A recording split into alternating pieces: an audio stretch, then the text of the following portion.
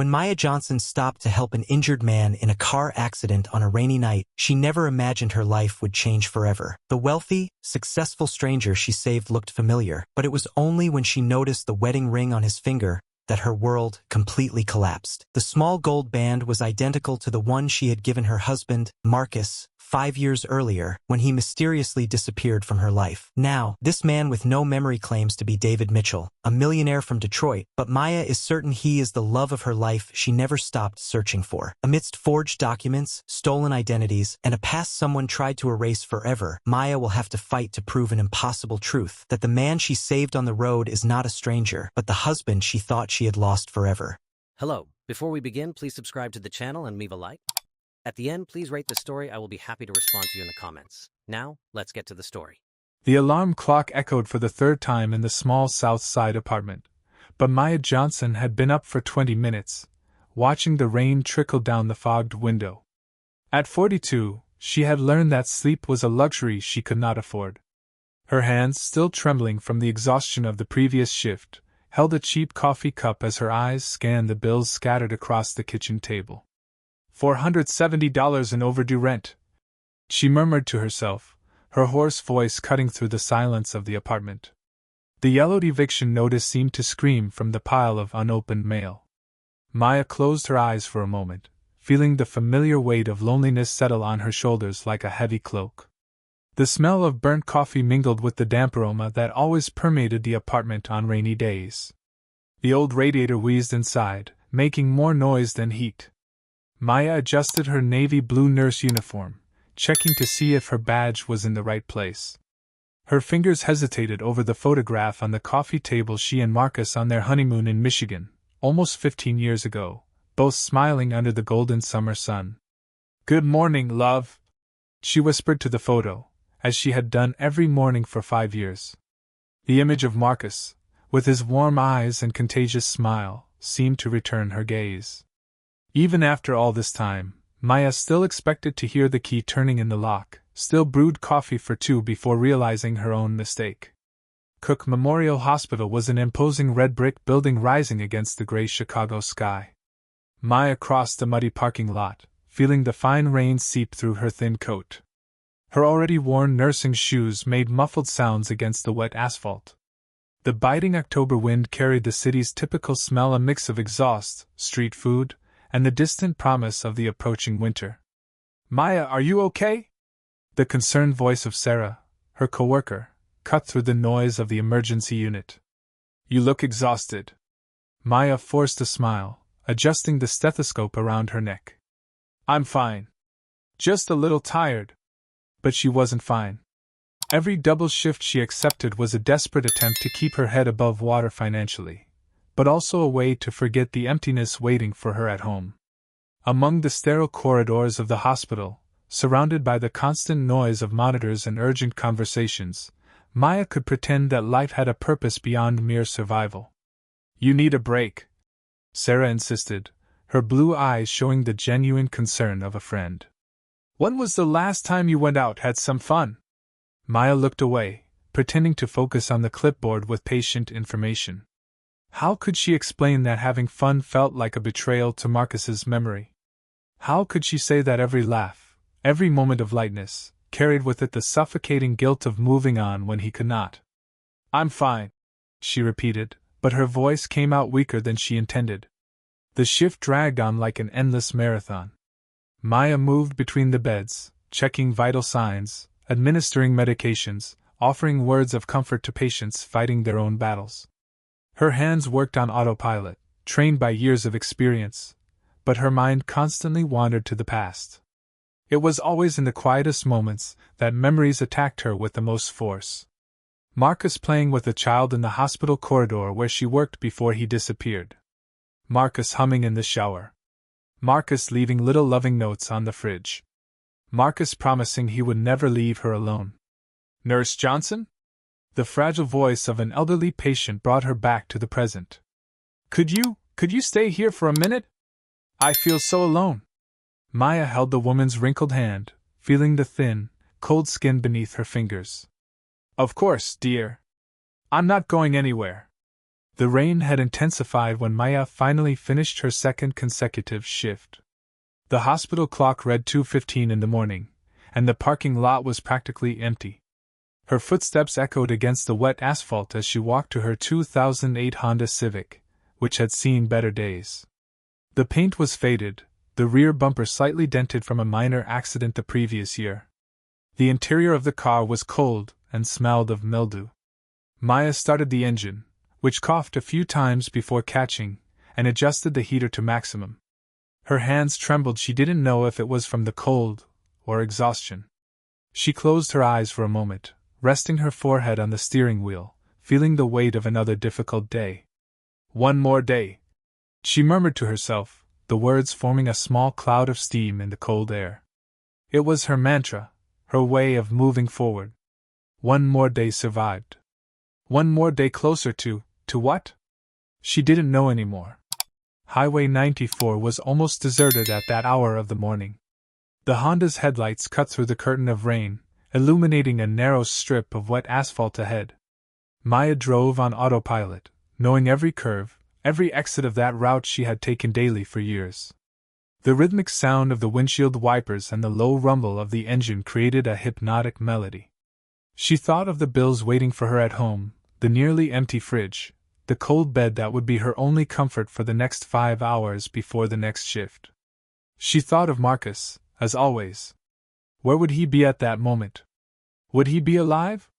Would he be thinking of her too? The police had closed the case 2 years ago, classifying it as presumed death.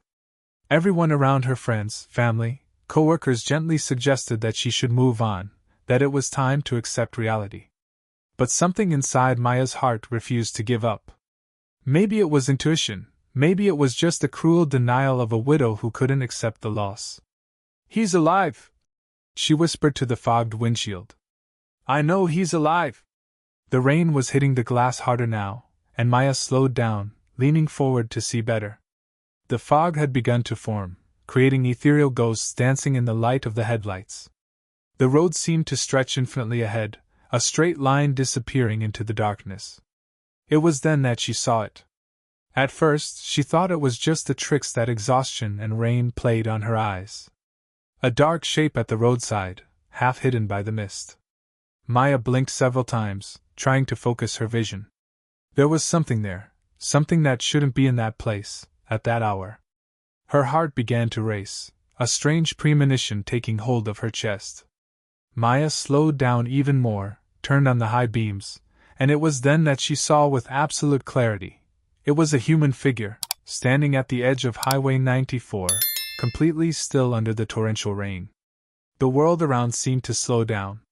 The sound of the rain, the rumble of the engine, even her own breathing felt distant and muffled. Maya felt a different chill run down her spine, a sensation that had nothing to do with the weather. Her hands gripped the steering wheel so tightly that her knuckles turned white. The figure did not move, did not signal, it was simply there, as if it had appeared out of nowhere in the rainy night. And there was something about that silhouette, something in the way it was positioned, that made Maya's heart skip a beat. She continued to approach slowly, each meter revealing more details that made her breathing more irregular. The height of the person, the width of the shoulders, the way they held their heads slightly bowed. "It can't be," Maya murmured, her voice barely audible over the sound of the rain. "It can't be." But even as her rational mind tried to find logical explanations, her heart already knew the truth her eyes were about to confirm. The figure at the roadside was not a stranger seeking help in the rain. It was impossible, it was unbelievable, it was. She blinked. The figure staggered. For a second, Maya was sure that he looked at her. And then he fell. It was only then that she saw the car. A few meters from the fallen figure, the distorted lights of a black Mercedes-Benz glimmered in the gloom, tipped over on its side in the gutter, partially hidden by vegetation and thick fog. The impact of the image hit her like a punch. A man. An accident. Alone. In the early morning. The motionless body on the grass. She slammed on the brakes. The Honda skidded on the wet asphalt, the tires sliding for a second too long. Instinct and fear battled within her. But the decision had already been made. She was a nurse. And someone was dying in the rain. Maya slammed on the brakes harder, the Honda skidding slightly on the wet asphalt. It wasn't a human figure standing in the rain, it was a black, gleaming Mercedes-Benz, completely overturned at the side of Highway 94. The luxury car was on its roof, the headlights still on, cutting through the fog at strange angles, creating ghostly shadows in the surrounding vegetation. "My God!" Maya whispered, her heart racing for completely different reasons now. She slowed down even more, her hands trembling on the steering wheel as she observed the scene ahead of her. The Mercedes' windshield was shattered, forming a web of glass that reflected the light from her headlights like scattered diamonds. For a moment Maya hesitated. The road was deserted, shrouded in darkness that seemed to swallow everything around. She was alone, exhausted after 16 hours on duty, and something primal in her instinct warned her about the dangers of stopping on an isolated road in the middle of the night. How many stories had she heard about people who stopped to help and ended up becoming victims? But then she saw the figure. A man was lying a few meters from the overturned vehicle, his body motionless against the wet grass. Even in the little light available, Maya could see he was wearing a dark suit, now soaked by the rain. One of his legs was bent at an odd angle, and there was something dark, probably blood, trickling from his head. "I can't just drive past," Maya murmured, battling her own fears. Her professional conscience, shaped by years of caring for injured people, overcame her hesitation. She was a nurse. She had an oath to fulfill, regardless of the circumstances. Maya parked the Honda at a safe distance, turned on the hazard lights, and grabbed the flashlight she kept in the glove compartment. Her hands trembled as she reached for her cell phone to call 911, but the screen showed no signal bars. The rain was falling harder now, and she could hear the distant rumble of thunder approaching. "Shit," she muttered, trying to find a signal as she got out of the car. The rain hit her immediately, soaking her uniform in seconds. The cold wind cut through the thin fabric, making her shiver violently. Maya ran toward the fallen man, her nursing shoes slipping on the wet grass. When she got close enough to see him clearly, Maya gasped for a moment. The man was tall, probably in his 40s, with dark hair already graying at the temples. Even injured and unconscious, there was something distinctive about his appearance: the impeccable cut of the suit, the expensive watch still gleaming on his wrist, the Italian leather shoes that probably cost more than Maya earned in a month. "Sir? Sir, can you hear me?" Maya knelt beside him, her hands automatically going to the man's wrist to check for a pulse. The pulse was weak but steady. She leaned down to check if he was breathing, feeling the warm breath against her cheek. The man groaned softly, his eyes moving beneath his closed eyelids. Maya noticed a deep cut on his forehead, from which blood was flowing and mixing with the rain.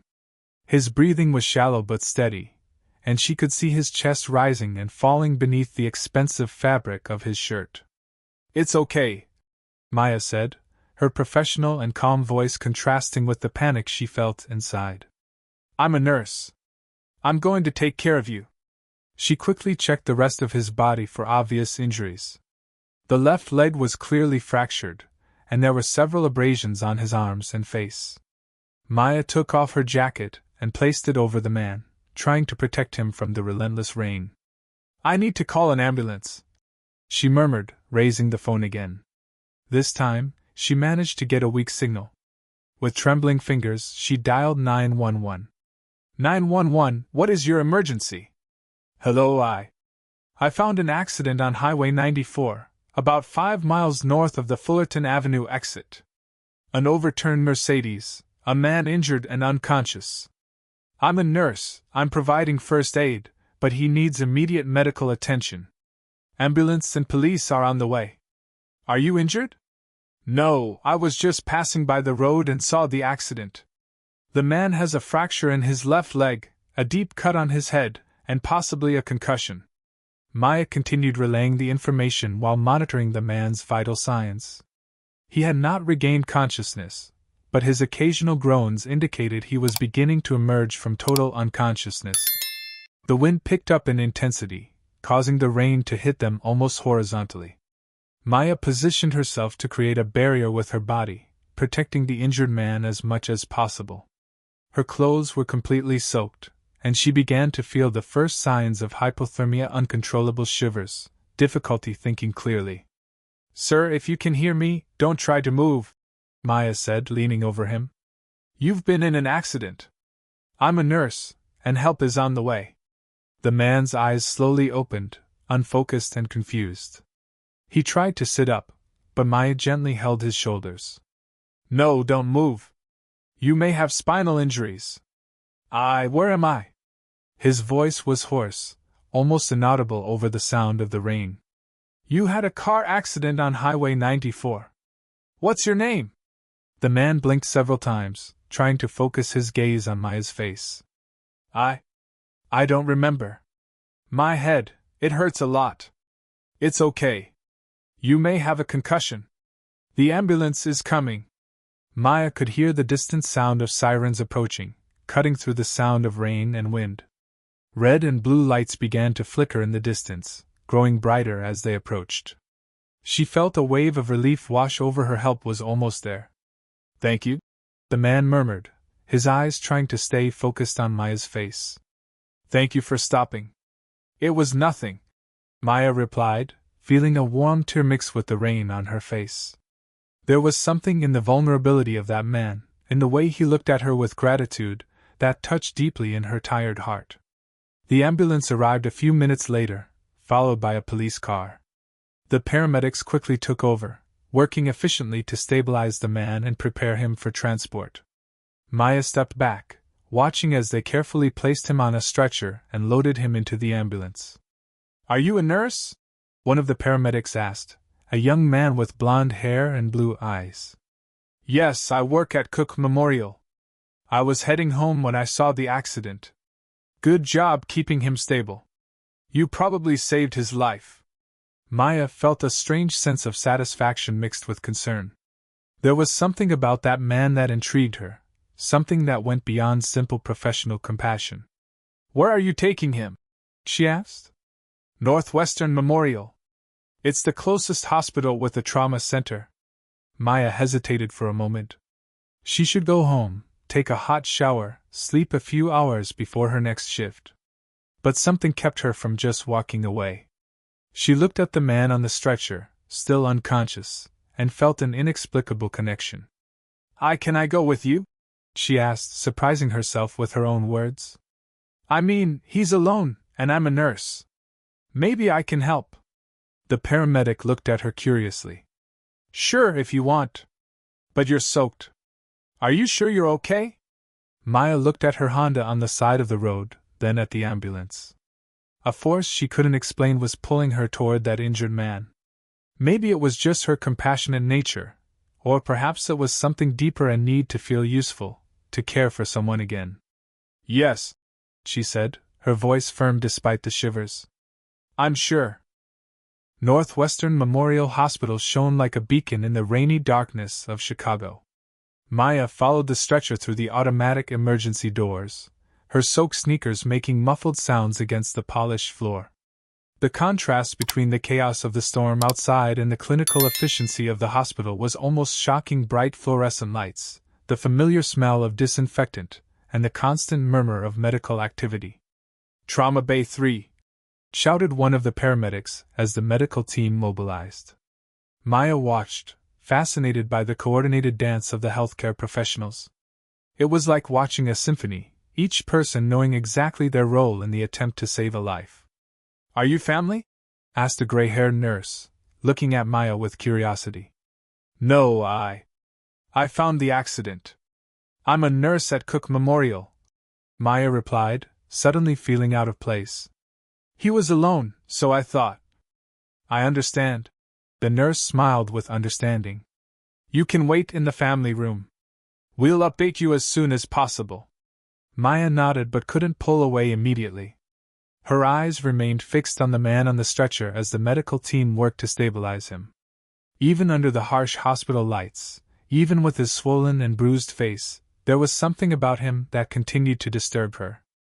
A sense of familiarity that she couldn't explain. The waiting room was small and dimly lit, with blue plastic chairs arranged in rows. Maya chose a seat near the window, where she could see the first signs of dawn beginning to lighten the horizon.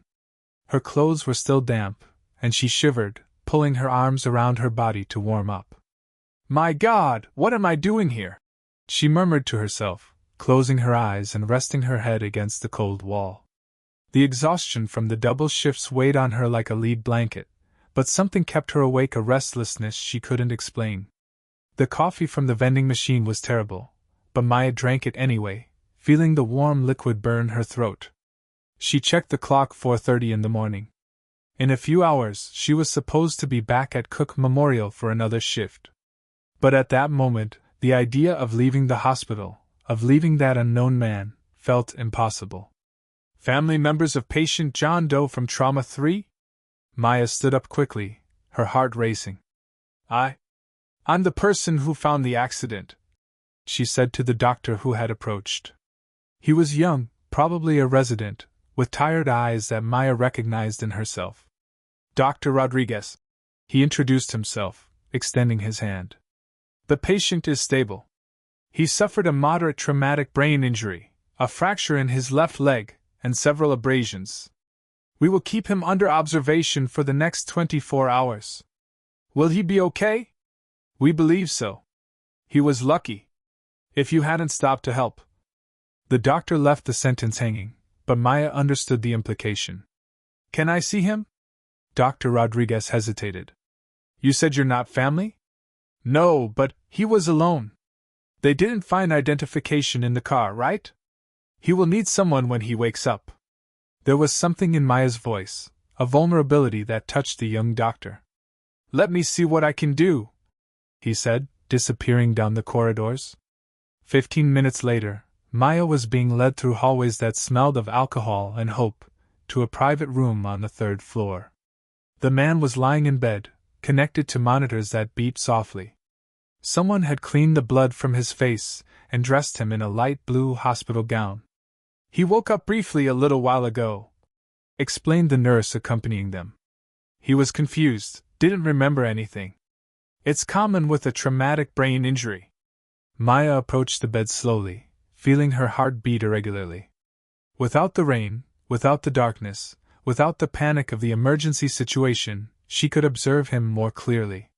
Dark hair with gray strands, a strong jawline, thick eyebrows. There was something definitely familiar, as if she had seen him before, but she couldn't place where. "You can stay for a few minutes," the nurse said, "but he needs to rest." Maya pulled a chair close to the bed and sat down, watching the rhythmic rise and fall of the man's chest. The monitors continued to beep softly, a strangely comforting melody that reminded her of why she had chosen nursing, the satisfaction of seeing life persist, of contributing to the healing process. "Who are you?" Maya whispered, studying the sleeping face. "Why do you look so familiar?" The man stirred slightly, a low groan escaping his lips. His eyes opened slowly, unfocused and confused, searching for something familiar in the strange environment. "Hello?" Maya said softly, leaning forward. "You're in the hospital. You had an accident, but you're safe now." He tried to speak, but only a hoarse sound came from his throat. Maya brought a cup of water to his lips, helping him take small sips. "Thank you," he murmured, his voice weak but audible. You're the woman who found me?" "Yes. My name is Maya." "How do you feel?" "Confused. My head. I can't remember anything. Not even my name." Maya felt a pang of sadness. "The doctor said it's normal with a traumatic brain injury. Your memory will likely come back gradually." The man closed his eyes, blinking slowly. "I remember you," he said, surprising Maya. "Your face, in the rain. You were protecting me. You don't need to talk now. You need to rest." But he didn't close his eyes. Instead, he continued to watch Maya's face with an intensity that made her feel uneasy. "There's something about you," he murmured. "Something familiar." It was exactly what Maya was thinking about him. She was about to respond when her gaze shifted to his hands, resting on the white hospital sheet. And that's when she saw it. The ring. The air left Maya's lungs as if someone had punched her in the stomach. She fixed her gaze on the man's left hand, where a golden wedding band caught the light from the hospital room window. It wasn't just any ring, it was a specific design, with a pattern of interlocking Celtic knots that she had memorized down to the smallest detail. "No," Maya whispered, her voice barely audible. "It can't be." The man noticed her change in expression. "What is it? Are you okay?" Maya couldn't breathe. Her hands trembled violently as she leaned forward, staring at the ring with growing horror and disbelief. The design was identical, absolutely identical to the ring Marcus wore when he disappeared 5 years ago. The same Celtic pattern, the same width, the same golden color that had dulled slightly with time. "Your ring," Maya whispered, her voice breaking. Where did you get that ring?" The man raised his hand, looking at the ring as if he were seeing it for the first time. I don't remember. I didn't even know I was wearing one." Maya felt the world spinning around her. 5 years. 5 years searching for clues, for any sign of Marcus. 5 years being told by everyone that he was dead, that she should move on. And now, here was a stranger, injured in an accident, wearing the identical ring of the husband she had lost. "This is impossible," Maya murmured, standing up from the chair so abruptly that she almost fell. "This is completely impossible." The man tried to sit up, wincing with pain. "Maya, what's happening? Do you know me?" Maya looked at him, really looked, and felt a chill run down her spine. The line of his nose, the shape of his eyes, the small scar on his chin that she had kissed 1,000 times. How had she not noticed before? How had she been so blind? "Marcus?" The words slipped from her mouth like a whisper, like a prayer, like an accusation. The man in the bed looked at her with confusion, without recognition, but something in his eyes flickered a brief moment of uncertainty, as if the name had touched something deep in his damaged memory. "Marcus?" he repeated, testing the name on his tongue. Is that my name?" Maya felt her legs give way, and she leaned against the edge of the hospital bed, staring at the man who wore her husband's wedding ring, who had her husband's face, who had disappeared from her life 5 years earlier without explanation or trace. Maya felt the world crumble around her. Her legs trembled so much that she had to hold onto the bed rail to avoid falling. Her heart was pounding so hard that she could hear the sound pulsing in her ears, almost drowning out the beeps of the medical monitors. I need to see that ring," Maya whispered, her voice barely audible. Her hands shook violently as she leaned over the bed, reaching for the man's left hand. "Maya, you're scaring me," he said, trying to pull away slightly. "What's with that ring?" Maya didn't answer. She couldn't answer. All her senses were focused on the small gold band around his finger. With trembling fingers, she took the man's hand, gently turning it so she could see better. The touch of his skin was warm, real, impossible. And then she saw it. There, discreetly engraved on the inside of the ring, almost invisible unless you knew where to look, were 2 small intertwined hearts. And below them, in tiny letters that she had memorized 8 years ago, were the initials, M&M. "No, no, no," Maya murmured, releasing the man's hand as if it had burned her. She recoiled, her back hitting the cold wall of the hospital room. "This can't be happening. Maya, please tell me what's happening," the man pleaded, trying to sit up in bed despite the obvious pain. "Do you know me? Do I know you?" Maya couldn't speak. She couldn't think. The ring she had carefully chosen at a small jewelry store in Lincoln Park 8 years ago, that she had had engraved with their initials Maya and Marcus in a delicate font, that she had given him on their first wedding anniversary with tears of joy in her eyes, was there, on the finger of a complete stranger. "How did you get that ring?" The question came out of Maya like a muffled, desperate scream. "How can you have that ring?" The man looked at his own hand, confused. I don't know. I don't remember anything. Not even my own name." Maya felt bile rise in her throat. She rushed to the small sink in the corner of the room and vomited, her body convulsing violently.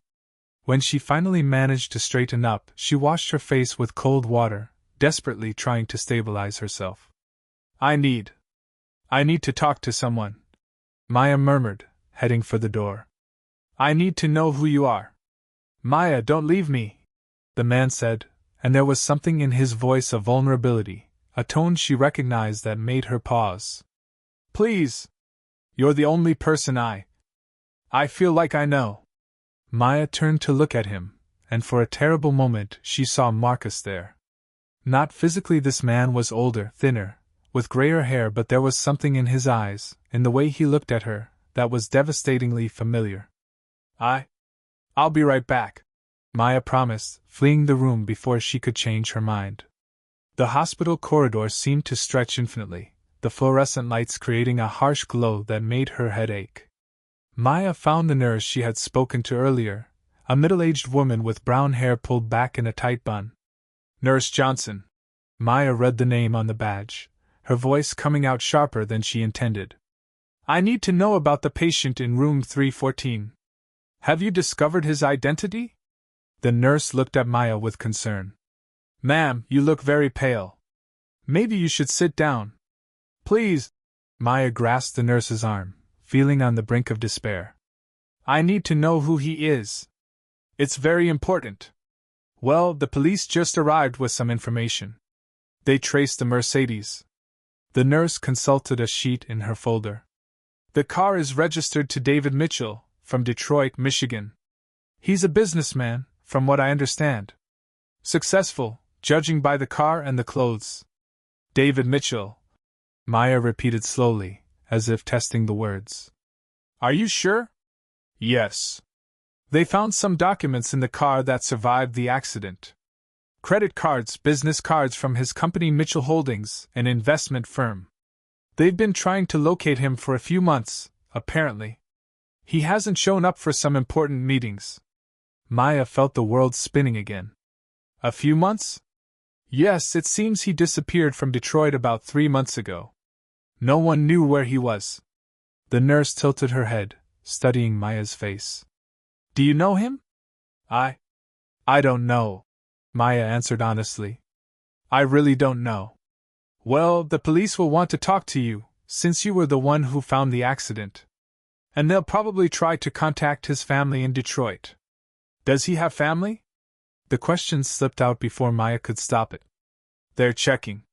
Apparently, he has a large company, so he must have contacts, employees. Maybe a wife. You know how it is with rich men, there's always someone looking for them. A wife. Maya felt as if she had taken another punch to the stomach. Of course he would have a wife. Rich and successful men like David Mitchell always had wives. Wives who probably wore expensive wedding rings, matching sets that were bought at elegant jewelers in Detroit. But then why was he wearing her ring? The ring she had specifically chosen, that she had had engraved with their initials, that she had given to Marcus? Can I see the documents? Maya asked, trying to keep her voice steady. Well, the police have them now, but I saw some of the business cards. David Mitchell, CEO of Mitchell Holdings. Address in Detroit. Age, let me see. 43 years old, according to the driver's license. 43 years old. Marcus would be 38 now, if he were alive. It was possible that the documents were wrong, or that this man was using someone else's identity. Maya had read about such cases, people who disappeared and assumed new identities. Was he driving alone? Maya asked. Apparently. There was no one else in the car, no sign of another person. It seems he was traveling alone. Maya nodded, trying to process all this information. David Mitchell, businessman from Detroit, 43 years old, missing for 3 months. But wearing Marcus's wedding ring, with the initials M&M engraved. Are you going to contact people in Detroit? Maya asked. The police are taking care of that. But it may take some time. You know how it is verifying identity, contacting family, arranging for someone to come. In the meantime, he'll stay here. Alone? Well, unless someone offers to stay with him. But you said you don't know him. Maya looked back at the door of room 314. Behind that door was a man who may or may not be her missing husband, wearing the wedding ring she had given to Marcus, with no memory of who he was or where he came from. A man who, according to documents, was a completely different person, a wealthy businessman from Detroit who had disappeared 3 months ago. "I'll stay," Maya said, surprising herself with her own decision. "At least until someone comes from Detroit." The nurse looked at her with curiosity. "Are you sure? You look exhausted." "I'm sure." Maya turned her gaze back to the closed door. "He shouldn't be alone." Maya couldn't stop pacing back and forth in the small hospital waiting room. Her sneakers made a muffled noise against the linoleum, a repetitive sound that echoed her racing thoughts.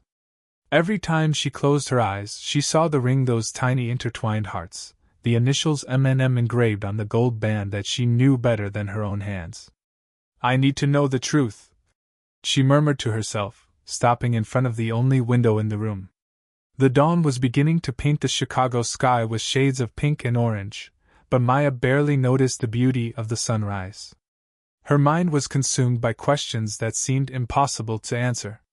She headed to the small business center located in the hospital lobby, 2 old desktop computers that visitors could use for the internet. Her hands trembled as she typed, "David Mitchell, Detroit," into the search bar, her heart pounding so hard that she could hear it over the humming of the computer fans. The results appeared immediately. David Mitchell, 43 years old, CEO and founder of Mitchell Holdings, a technology investment firm based in Detroit. Maya clicked on the first link, which took her to the company's website. The photo on the site made her gasp. It was him, definitely the man who was lying unconscious upstairs. But in this photo, he was impeccably dressed in an expensive suit, hair perfectly styled, a confident smile that showed no signs of the vulnerability she had seen in his eyes at the hospital. "Founder and CEO of Mitchell Holdings," Maya read aloud, scrolling through the company information. "Specializing in investments in technology startups. Estimated net worth of $200 million. $200 million. Maya felt her head spin. Marcus had been an accountant, a man who took care of the finances of small businesses in Chicago. He drove a 2008 Honda Civic and considered it a luxury when they could afford dinner at a restaurant that wasn't fast food.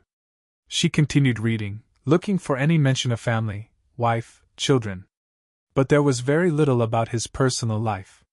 David Mitchell seemed to be a man who kept his private life extremely private. Maya clicked on Images and found dozens of photos from various corporate events and galas. In each one, David Mitchell was alone, sometimes shaking hands with other business executives, sometimes receiving awards, always impeccably dressed, always alone.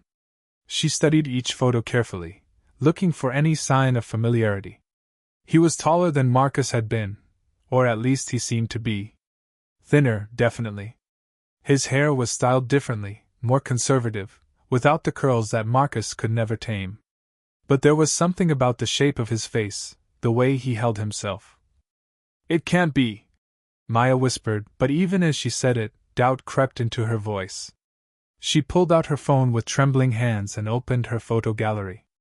Buried among hundreds of recent photos, pictures of her colleagues at work, screenshots of funny memes, photos of her small apartment, she found them. The old photos of Marcus, the ones she couldn't bear to delete even after 5 years. Marcus on their wedding day, laughing as he tried to put the ring on her finger. Marcus at their first apartment, painting the kitchen walls a sunny yellow. Marcus at Navy Pier, squinting against the sun, his arm around her shoulders. Maya held the phone next to the computer screen, comparing the images. The faces were different, but there was something. A line of the jaw, maybe. The shape of the eyes. Or maybe she was just desperate, seeing what she wanted to see. "This is crazy," she said to herself, but she continued scrolling through the search results. She found a recent news article from the Detroit Free Press. "Tech mogul David Mitchell missing for 3 months." The article was brief, only mentioning that Mitchell had missed several important board meetings and had not been seen at his usual haunts. A police investigation was ongoing, but there had been no signs of foul play. Mitchell was known to be a private person, the article stated. He had no known family and kept his personal life extremely private. No known family. Maya's heart clenched. Marcus had been an only child, his parents having died in a car accident when he was in college. He had no family except for her. She continued searching, finding more articles about Mitchell's business success, about his investments, about his rise from nothing to becoming one of Detroit's wealthiest men. But always, there was the same theme: he was alone. No wife, no children, no close friends mentioned in any of the articles. How is it possible, Maya murmured, that a man with $200 million has no family, no friends, no one looking for him? The answer that began to form in her mind was too terrifying to consider. Unless he wasn't really David Mitchell. Unless David Mitchell was just a name, an identity, a life that someone had built from nothing. Maya stared at the screen, at the photos of this successful, wealthy, isolated man, and felt a chill run down her spine. She thought about Marcus, about how he had been struggling with depression before he disappeared. About how he had been withdrawn, secretive, different in the months before he vanished. "Oh, Marcus," she whispered. "What did you do?" She closed the browser and walked back upstairs, her mind racing. Outside room 314, she paused, her hand on the door handle. Inside was either a complete stranger who happened to be wearing her husband's wedding ring, or it was her Marcus who had somehow become David Mitchell, who had built a new life, a new identity, a new world without her. Maya took a deep breath and opened the door. The man Marcus, whoever he was awake, staring at the ceiling with an expression of profound confusion. "Maya," he said when he saw her, and the relief in his voice was unmistakable. "I thought you had left." "I'm here," she said, pulling the chair closer to his bed. "I'm not going anywhere." She studied his face as he turned to look at her. Without the blood, without the panic of the accident, she could see him more clearly. The bone structure was familiar, yes, but also different. He was thinner, more angular. His skin was tanned, as if he had spent time in warmer climates. His hands were softer, without the calluses that Marcus had developed from working with his hands around their small apartment. "Do you remember anything?" she asked softly. He shook his head, wincing slightly from the pain. "Nothing. It's like there's a wall in my mind. I know I should remember something, but I can't reach it." "What's the last thing you remember?" He closed his eyes, concentrating. "Driving. I remember driving in the rain. And feeling like I was running from something. But I don't know what." Running from something. Maya's heart clenched. Marcus had been running from something too, in those final months. Running from their mounting debts, from his depression, from the pressure he felt to provide for her. "The doctor said your name is David Mitchell," she said carefully, watching his face for any reaction. He opened his eyes, looking at her with confusion. "David Mitchell. That doesn't sound right. It doesn't feel like my name. What feels like your name?" "I don't know. Nothing feels like my name right now." Maya leaned forward, her heart pounding. "What about Marcus? Does that sound familiar?" His eyes widened slightly, and for a moment she saw something flicker their recognition, maybe, or fear.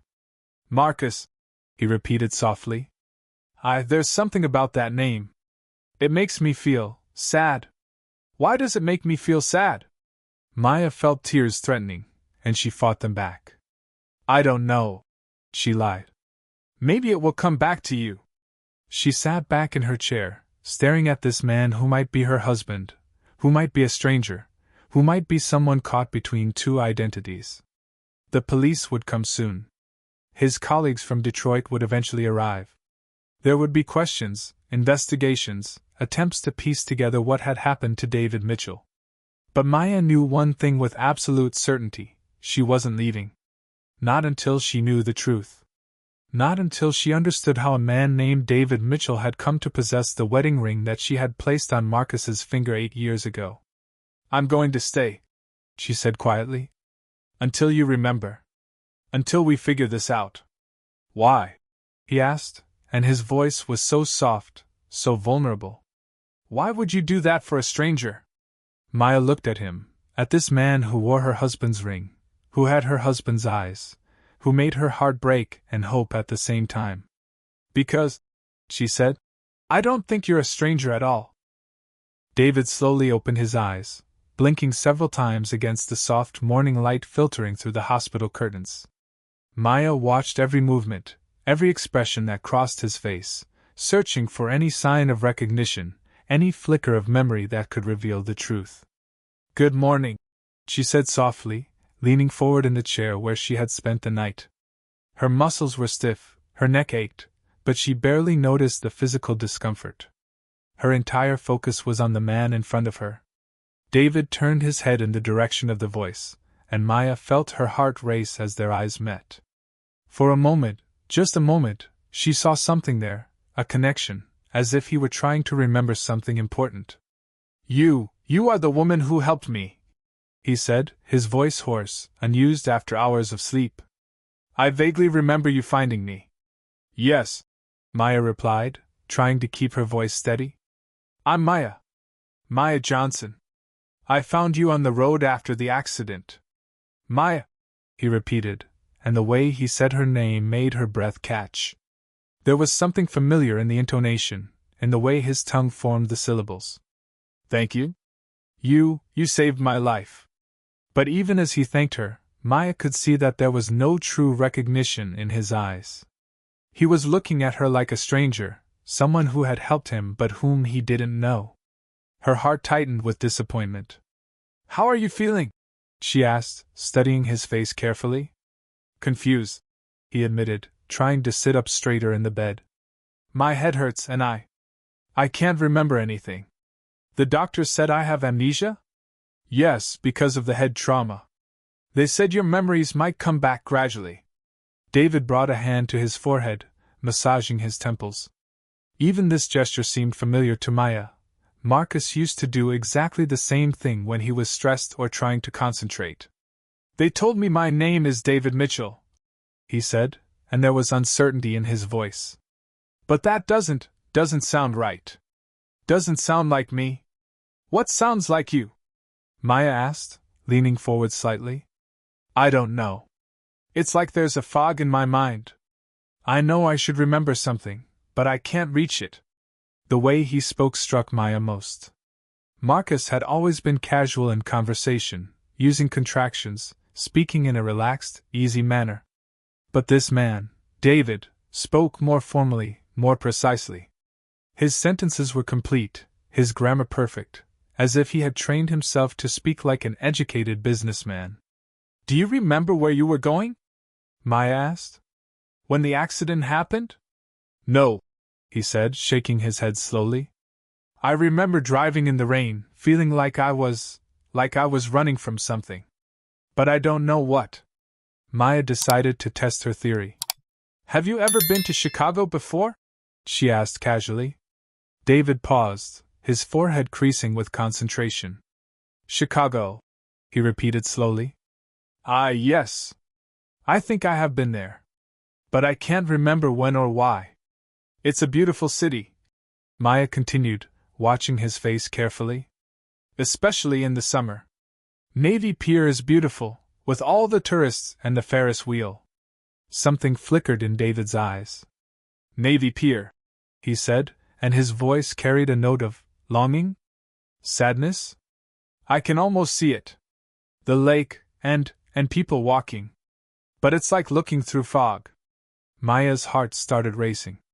Marcus had proposed to her at Navy Pier, on a warm summer evening 5 years into their relationship.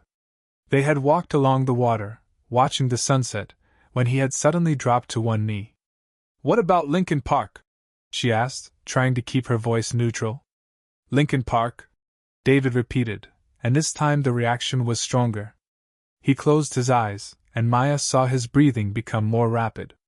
There's something about that name. Something important. There was a small apartment, wasn't there? With yellow walls? Maya felt like she couldn't breathe. Marcus had painted their first apartment's kitchen yellow, against her protests. She had wanted white or blue, but he had insisted on yellow because it would make the small space feel sunny and warm. You remember an apartment with yellow walls?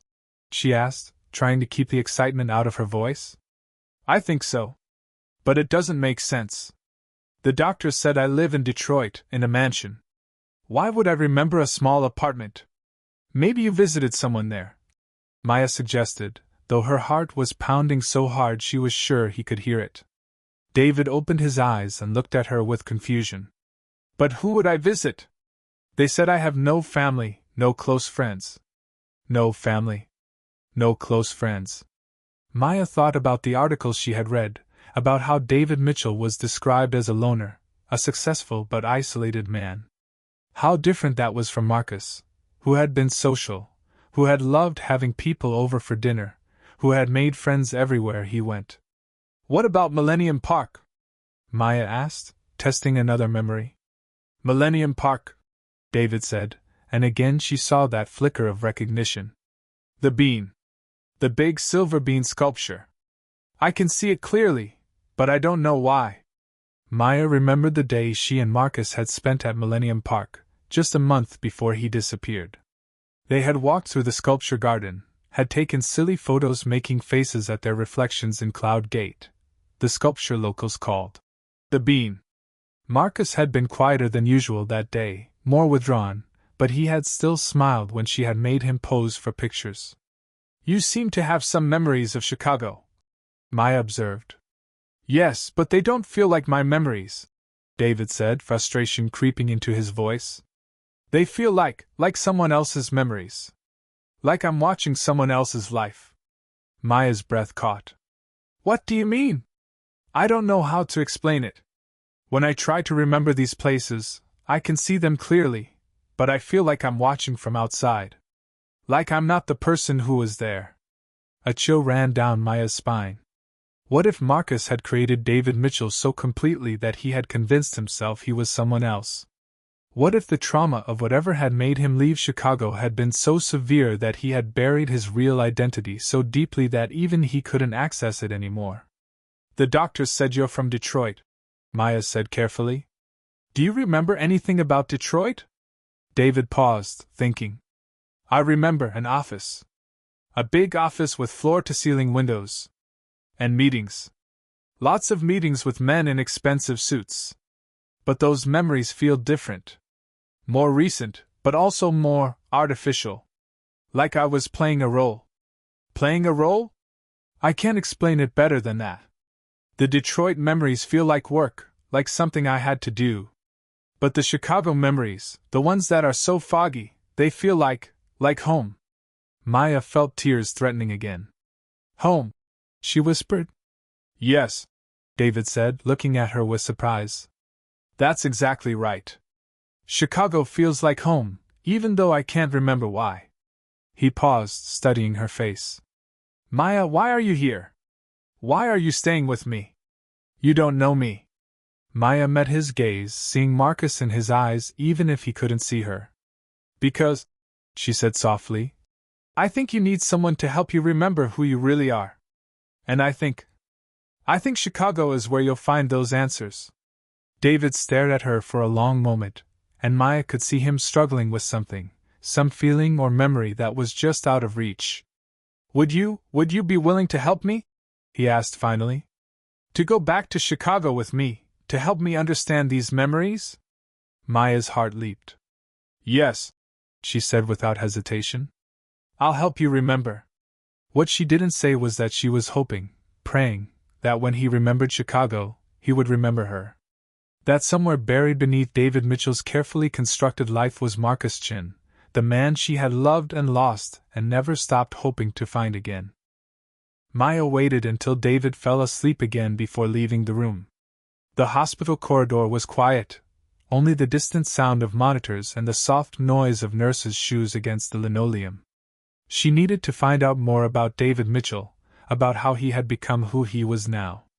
At the nursing station, she found Jenny, the nurse who had been kind to her the night before. Jenny was updating records on the computer, her fingers flying over the keyboard with practiced efficiency. Sorry to bother you, Maya said, approaching hesitantly. I'm Maya Johnson, the woman who found David Mitchell. Of course I remember, Jenny said, looking up with a warm smile. "How are you? Did you spend the night here?" "Yes, I wanted to make sure he would be okay." Maya paused, choosing her words carefully. "Nurse, I know this may sound strange, but could you help me understand his medical history?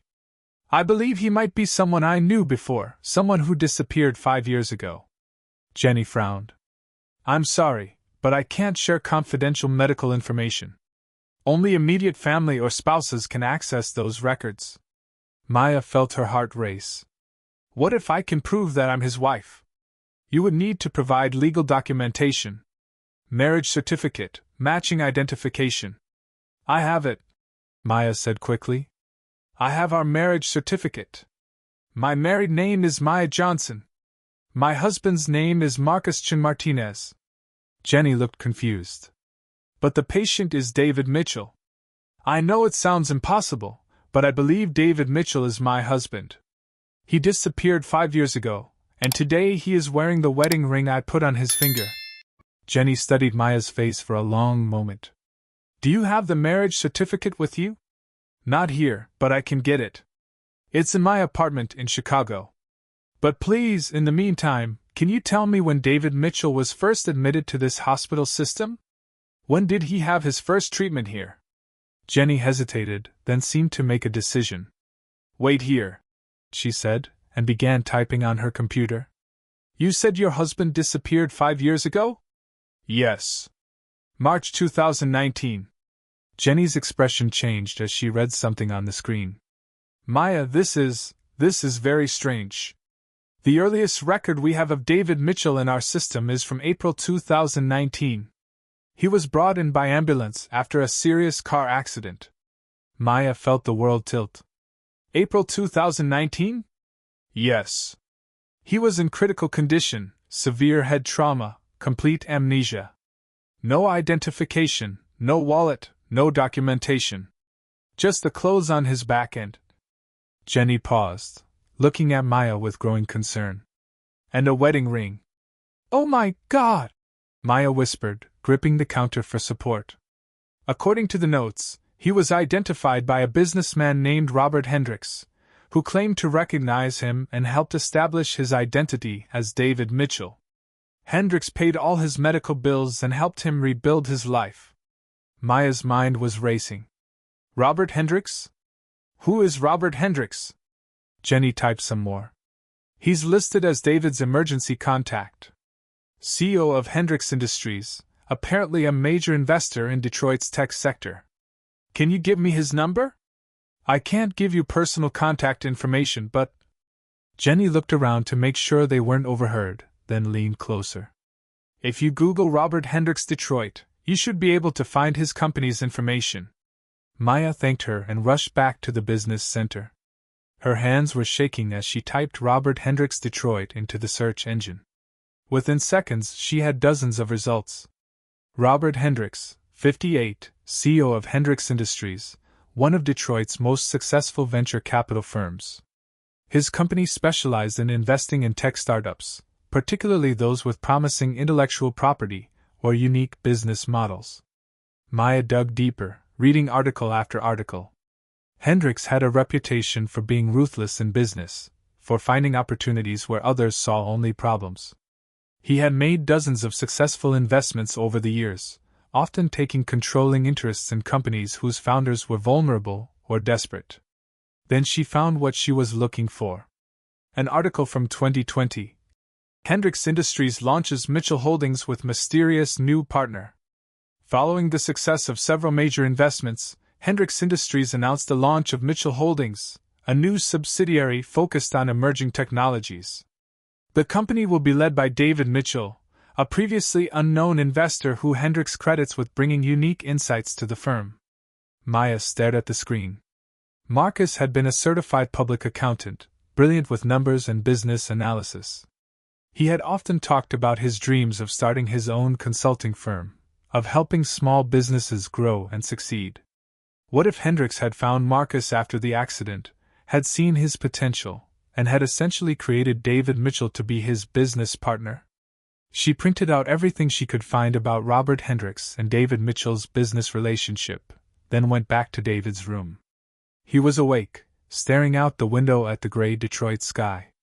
"David," she said softly, "I need to show you something."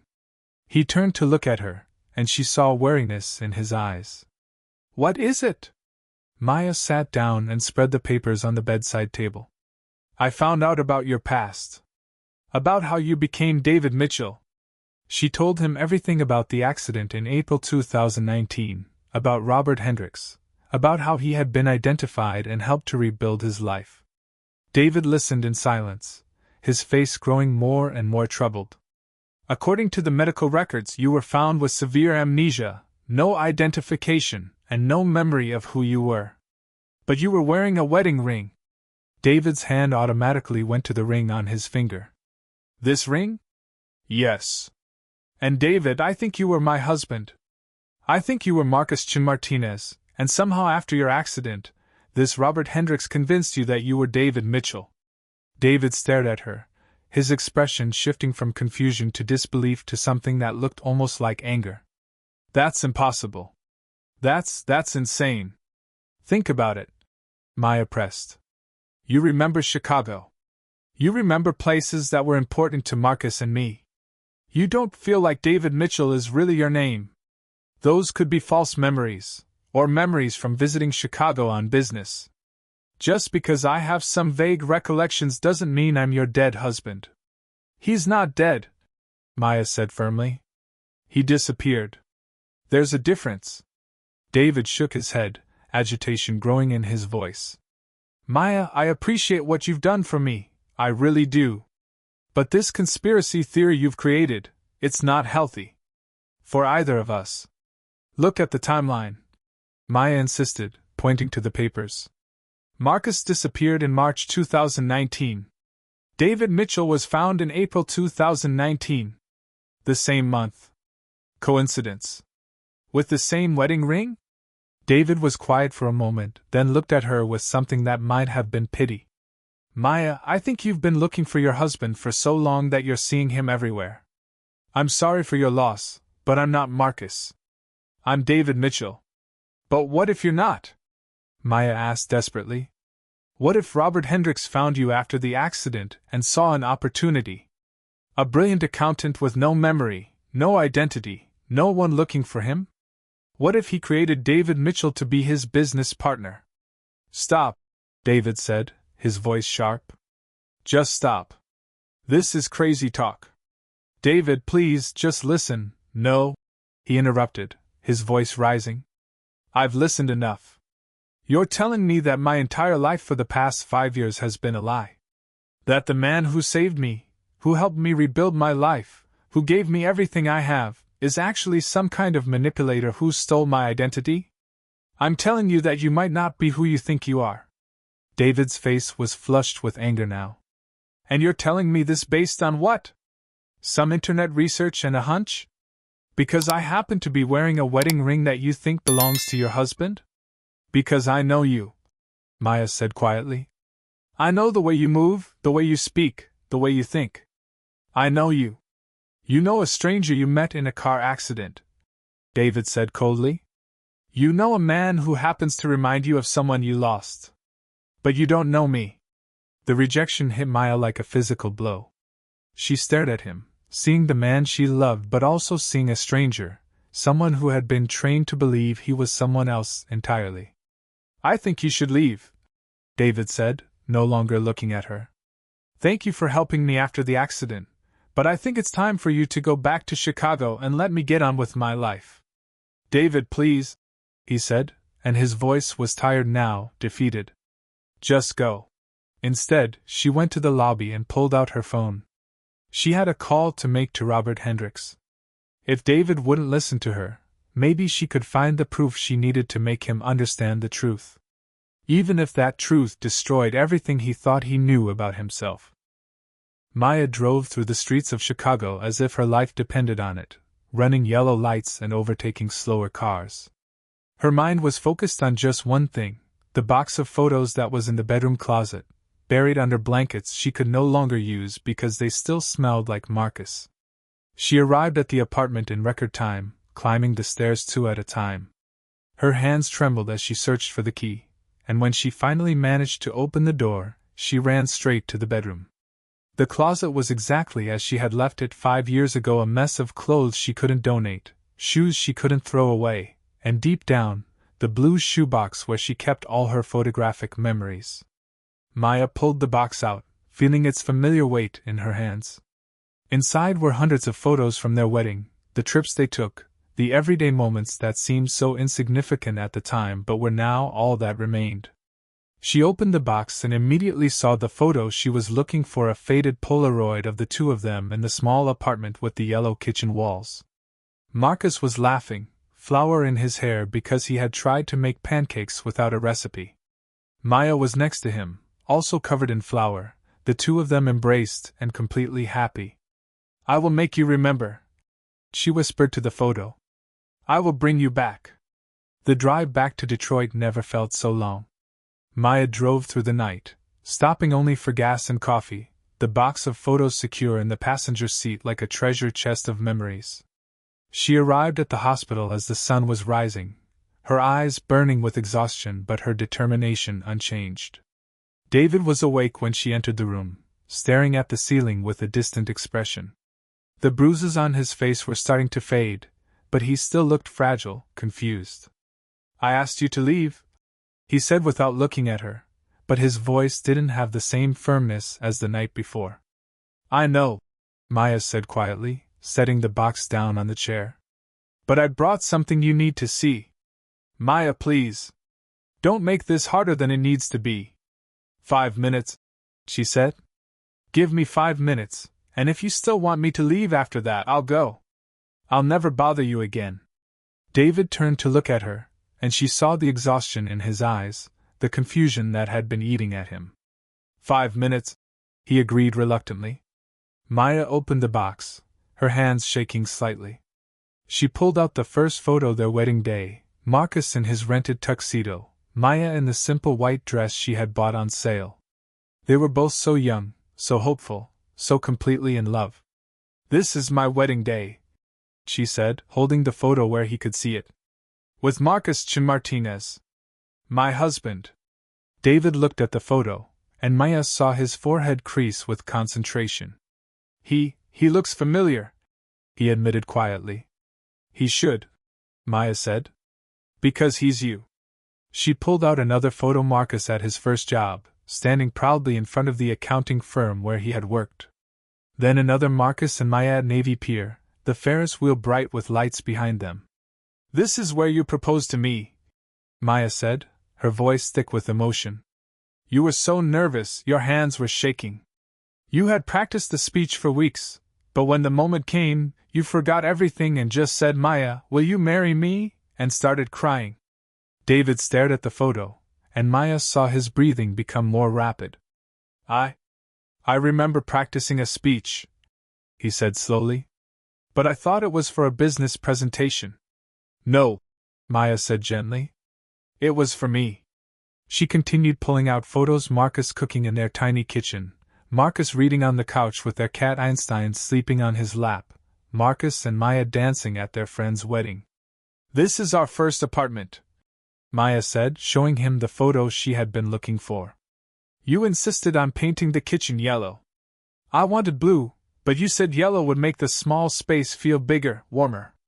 David looked at the photo, and something shifted in his expression. "Yellow walls?" he whispered. "I remember those walls." "Yes," Maya said, hope rising in her chest. "You remember." She pulled out the Polaroid, the one of them laughing, covered in flour, completely happy in their imperfect little kitchen. "This was taken on a Sunday morning. You decided to surprise me with breakfast in bed, but you had never made pancakes before. By the time I woke up, the kitchen was destroyed, you were covered in flour, and the smoke alarm was going off." David stared at the photo, and Maya saw his face go pale. He reached out with a shaking hand and took the Polaroid from her. "I remember," he said, his voice barely audible. "I remember the smoke alarm. And you came running out of the bedroom in your old Cubs t-shirt, thinking there was a fire." "Yes," Maya said, tears streaming down her face. "And what did you say to me?" David closed his eyes, pressing his palm against his forehead. I said good morning, wife. I made you breakfast. And then I started laughing because... He paused, his breathing becoming labored. Because I realized how ridiculous I must have looked. And what did I say? Maya asked, her voice barely a whisper. You said... David's voice broke. You said I love you anyway, husband. Even if you're a terrible cook. Maya watched as he studied the photo more intently, his fingers tracing the edges as if trying to touch the memory itself. Suddenly he gasped and pressed both hands to his head. My head, he said, his voice tight with pain. It's like something is breaking free. Don't fight it, Maya said, reaching for his hand. Let the memories come. David's breathing became more rapid, and Maya could see him struggling with something intense. I remember that morning, he said, his voice filled with wonder and pain.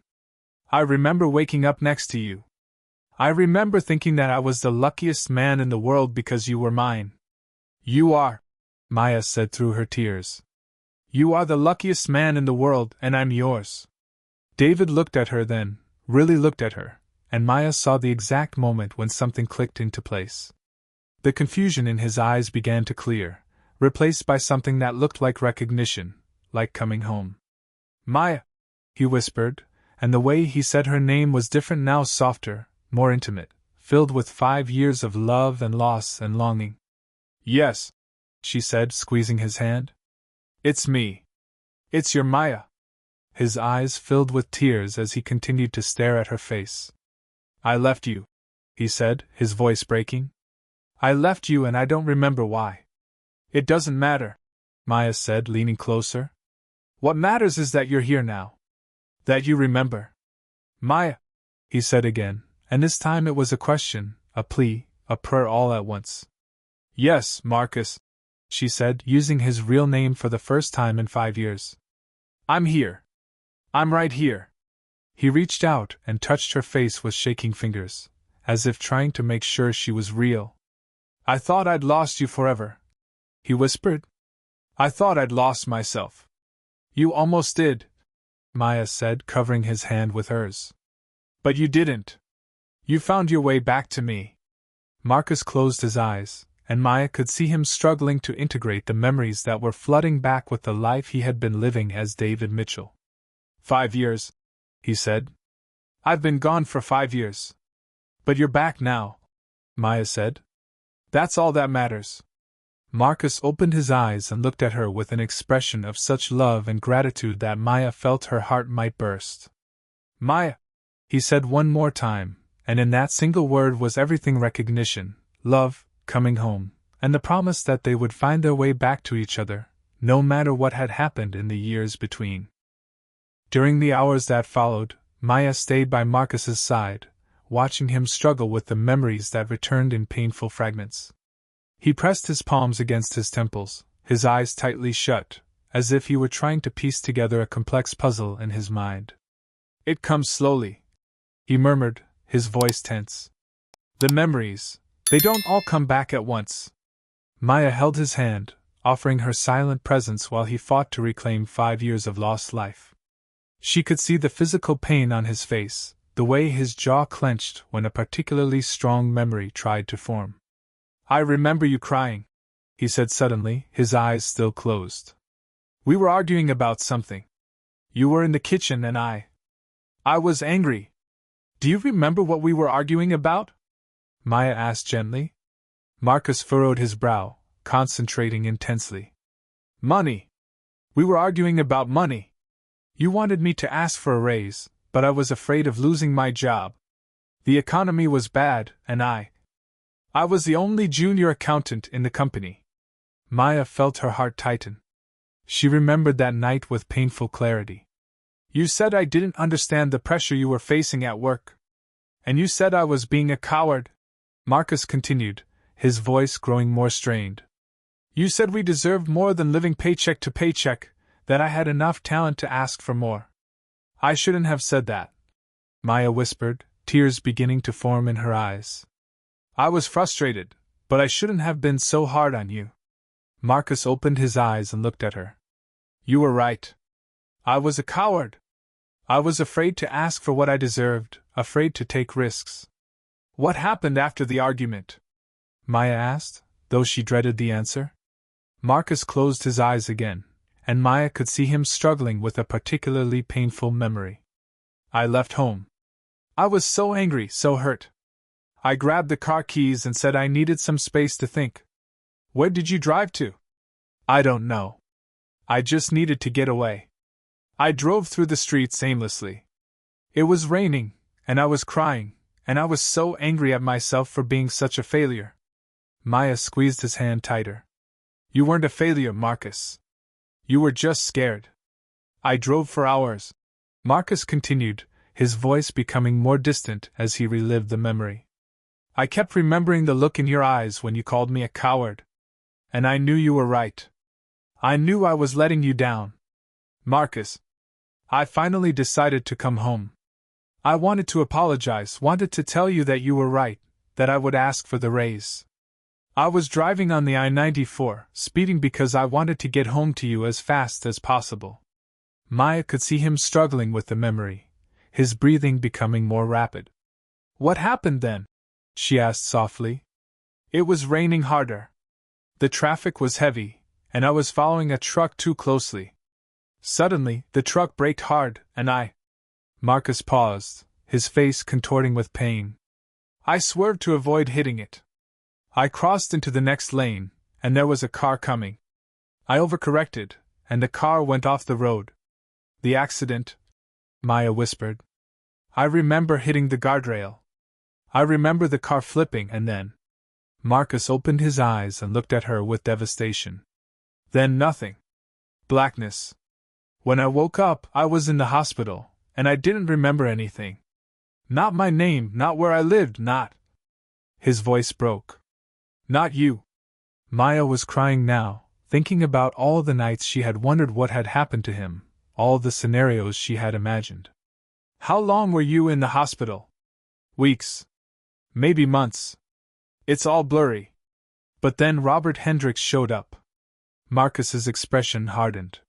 He said he recognized me from a business conference, said I was David Mitchell, a freelance business consultant who had been working on a project for him. But that wasn't true. No. But I didn't know that. I had no memory, no identity. He brought me documents, a fake social security card, a fake driver's license, bank statements for accounts I had never opened. He said I had been living in a hotel while working on his project, which explained why I had no permanent address. Maya felt sick. He created an entire identity for you. He gave me a place to live, a job, a purpose. He said I was his business partner, that I had brilliant insights into financial markets and business strategy. And because I had no memory of being anyone else, I believed him. But why would he do that? Marcus looked at her with growing understanding. Because I was useful to him. My brain might have been damaged, but my skills weren't. I could still analyze financial data, still see patterns in business models. He had found himself a partner who was completely dependent on him, who would never question his decisions or challenge his authority. He kept you isolated from your past. Completely. He said I had no family, no close friends. He said I was a loner who lived for work. And every time I had flashes of memory, dreams about a woman with dark hair, memories of a yellow kitchen, he convinced me they were fantasies, side effects of the brain injury. Maya's heart broke thinking about all the times Marcus had almost remembered her, only to be convinced that she was just a figment of his imagination. He kept me busy, Marcus continued. Always traveling, always working on new projects. He said it was good for my recovery, that staying active would help my brain heal. But really, he was making sure I never had time to think, never had time to question who I was supposed to be. For 5 years, Maya said, overwhelmed by the magnitude of what had been stolen from them. For 5 years, I lived as David Mitchell. I made him money, I helped him build his empire, and I never questioned why I felt so empty inside. I thought it was because of the brain injury, because I was damaged. Marcus suddenly looked directly at her, and Maya saw the full weight of realization hitting him. But I wasn't damaged. I was just lost. Lost from you. You're not lost anymore, Maya said, but Marcus was already pulling away from her, his face crumpling with guilt and anguish. I left you, he said, his voice breaking. I walked out of our home in anger, and I never came back. You've been waiting for me for 5 years, and I've been living someone else's life. Marcus, it wasn't your fault. You didn't choose to lose your memory. You didn't choose to be manipulated by Robert Hendricks. But Marcus was already sliding off the hospital bed, his legs shaky but determined. Before Maya could stop him, he dropped to his knees beside the bed, looking up at her with tears streaming down his face. Maya, I'm so sorry, he said, his voice raw with emotion. I'm so sorry I left you. I'm sorry I said those things before I left. I'm sorry I was too proud to listen to you. I'm sorry I abandoned you. Marcus, get up, Maya said, trying to help him back onto the bed. You didn't abandon me. You were stolen from me. But I left, he insisted, staying on his knees. The last thing I said to you was that I needed space. The last memory you have of me is me walking out that door in anger. And the last memory I have of you is also you loving me, Maya said firmly. You were frustrated, you were scared, but you loved me. I knew that even when you left. I always knew that. Marcus looked up at her, and Maya saw 5 years of David Mitchell's confused loneliness mixed with 5 years of Marcus's love for her. Can you forgive me? He asked.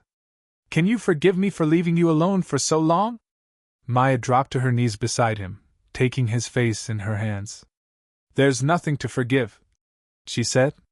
You came back to me. Against all odds, through amnesia and manipulation and 5 years of lies, you came back to me. I love you, Marcus said, and it was the first time he had said those words with full knowledge of who he was and who she was. I love you, Maya Chin Martinez. I never stopped loving you, even when I didn't remember your name. I love you too, Maya said, and then they were holding each other, crying and laughing and trying to bridge 5 years of separation with the strength of their love. They stayed like that for a long time, kneeling on the hospital floor, holding each other, and slowly beginning to believe that they might actually find their way back to the happiness they had lost. Marcus and Maya remained embraced on the hospital floor for what felt like hours, their bodies trembling with the weight of 5 years of separation and the miracle of their reunion. Maya could feel his tears soaking through her shirt, and she held him tighter, afraid that if she let go, he might disappear again. You never gave up on me, Marcus whispered against her hair, his voice thick with emotion. Not even when the world had forgotten I existed. Not when everyone told you I was dead. You kept searching. Maya pulled back just enough to look at his face, her hands still cradling his cheeks. I always knew you would come back, she said, her voice steady despite her tears. I didn't know how, I didn't know when, but I knew that somehow, someway, you would find your way back to me. How can you be so sure? Marcus asked, searching her eyes. Because that's what people who love each other do, Maya said simply. We don't give up. We don't stop believing. Even when it seems impossible, even when everyone else tells us to move on, we keep believing in love. Marcus closed his eyes and pressed his forehead against hers. I wasted 5 years, he said. 5 years that we could have been together. 5 years of your life that I can never give back to you. You didn't waste anything, Maya said firmly. You survived. You found your way back to me. That's all that matters. But I lived in luxury while you were struggling. I ate at expensive restaurants while you were working 2 jobs. I slept in penthouses while you were alone in our apartment, waiting for me. Maya could hear the guilt eating at him, and she knew she had to make him understand. Marcus, listen to me. Every single day during those 5 years, I thought about you. I loved you. I missed you. But I also lived. I worked, I laughed sometimes, I made friends. I didn't just sit in that apartment waiting. I built a life, even if incomplete, even though I was always hoping you would come back to complete it. Marcus opened his eyes and looked at her with such love and admiration that Maya felt her heart flutter like it used to when they were first dating. "I want to give you everything," he said suddenly. "I want to give you a house, a car, beautiful clothes, jewelry. I want to take you on trips around the world. I want to make up for every sacrifice you made while I was gone." Maya smiled, touched by his desire to provide for her but knowing he was missing the point. "Marcus, I don't need a house or a car or jewelry. I need you. That's all I've ever needed. But you deserve so much more than what I gave you before. You deserve more than arguing about money and living paycheck to paycheck. You deserve a life where you never have to worry about paying rent or buying groceries." "Do you know what I deserve?" Maya asked, her voice gentle but firm. "I deserve to wake up next to the man I love every morning. I deserve to have someone who knows how I like my coffee and remembers to buy flowers for no reason. I deserve to laugh with someone who understands my sense of humor and cry with someone who knows exactly how to comfort me."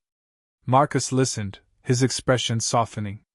"I deserve to be loved completely and to love someone completely in return," Maya continued.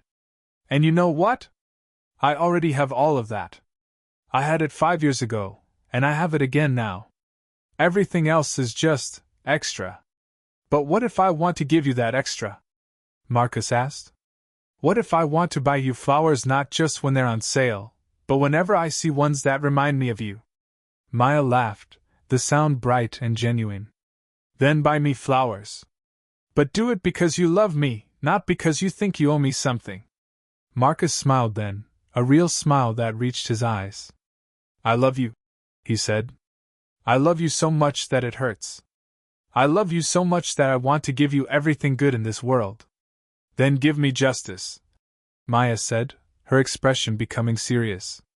"Give me the satisfaction of knowing that Robert Hendricks will pay for what he did to you, to us." Marcus's jaw tightened. "You're right. He can't get away with this. He stole 5 years of our lives. He manipulated me, used me, kept me from you. And he probably did it very deliberately, knowing exactly what he was doing." "What do you mean?" "I've been thinking about it while my memories came back. The accident was reported. There would have been police reports, hospital records. He must have researched disappearances, found someone who matched what he needed, and swooped in to claim me." Maya felt sick thinking about it. He was hunting for someone to exploit. Exactly. And when he found a brain injury victim with no visitors, no family checking on him, he saw an opportunity. He created an entire identity for me, opened bank accounts, established credit. He made me completely dependent on him. We need to call the police. We will. But first, I want to make sure we have everything we need to prove what he did.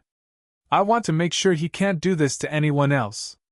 Maya nodded, understanding his need for justice. "What do you want to do?" Marcus was quiet for a moment, thinking. "I want to gather all the evidence I can. Bank records, contracts, correspondence. I want to document everything. And then I want to confront him myself before we go to the police. I'm going with you." "Maya, it could be dangerous. He's ruthless enough to steal someone's identity and keep them prisoner for 5 years. Who knows what else he's capable of?" "I don't care," Maya said fiercely. "I'm not letting you face him alone. We go together, or we don't go at all." Marcus looked at her, and she saw the moment he realized she was serious. "Together," he agreed. "We do this together." "Together," Maya confirmed. They helped each other stand up, both of them feeling the weight of what they were about to undertake.